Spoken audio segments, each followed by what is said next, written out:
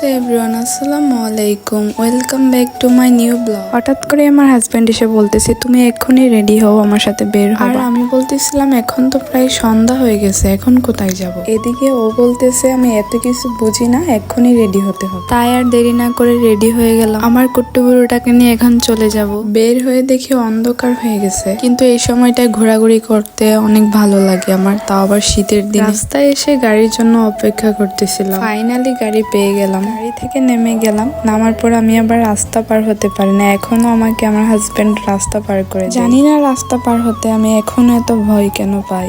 তারপর দেখলাম ও আমাকে নিয়ে যাচ্ছে রেস্টুরেন্টে। মূলত আমি ওর সাথে রাগ করেছিলাম, যে কারণে ও আজকে আমাকে নিয়ে আসলো। আর এই জায়গাটা কে কে চিনো কমেন্ট বক্সে এসে জানাও। চলে আসলাম সেই ভাইরাল মিররে।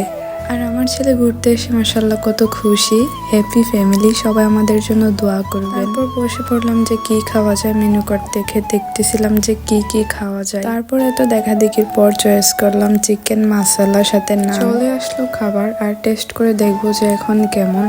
একটু ছিঁড়ে নিয়ে দেখলাম মাশাআল্লাহ ভালোই খেতে। এগুলা খাওয়ার পর অর্ডার করলাম 1 কাপ কফি। বুঝি না ভাই, প্রত্যেকদিন 3 থেকে 4 কাপ কফি খেয়ে আবার নাকি রেস্টুরেন্টে এসেও কফি খাওয়া লাগে। নেশা তো নেশাই, এটা রেস্টুরেন্টও হোক বা বাসায়। তারপর খাওয়া দাওয়া শেষ করে চলে আসলাম, কিছু কাপড় কেনাকাটার ছিল, নিয়ে চলে আসলাম। আমি এতদিন রাগ করেছিলাম বলে আমার হাজবেন্ড আমাকে একটা ফুল কিনে এনে দিল। আমি জানি কেমন মেয়ে, আমার কাছে ফুল ভালো লাগে না, গাছ ভালো লাগে। আমি ওরে বলতেছিলাম যে আমাকে ফুল না দিয়ে একটা গাছ কিনে দিতে, আমি অনেক খুশি হতাম। যাই হোক, আজকের ব্লগটা এখানে। আর কেমন লাগলো কমেন্টে এসে জানাবেন। ভালো থাকবেন, সুস্থ থাকবেন, আল্লাহ হাফেজ।